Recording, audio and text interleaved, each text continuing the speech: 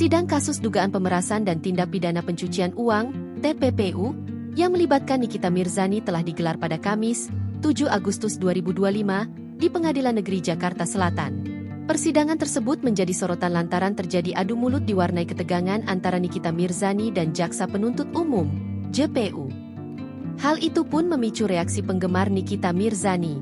Para fans menyuarakan dukungan pada sang aktris atas kasus yang dilaporkan Reza Gladys.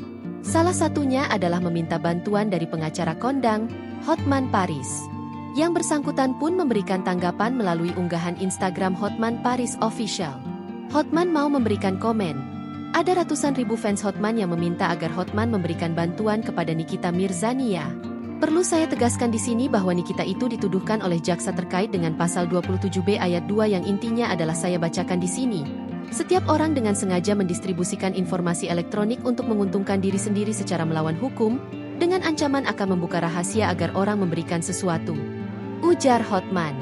Diketahui kasus tersebut mencuat usai pihak Reza Gladys melaporkan adanya dugaan pemerasan dengan total uang senilai 4 miliar rupiah. Kini kasus pun masih bergulir di persidangan. Itulah pasal yang dituduhkan oleh jaksa di situ.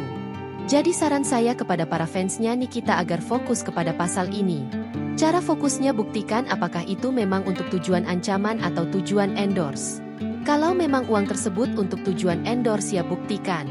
Jadi jangan terus-terusan ribut di persidangan, fokus ke arah objek perkaranya. Jelasnya. Hotman juga memberikan pesan agar para penggemar bisa fokus pada perkara yang sedang disidangkan. Bukan mengarah ke hal-hal yang tidak ada kaitannya.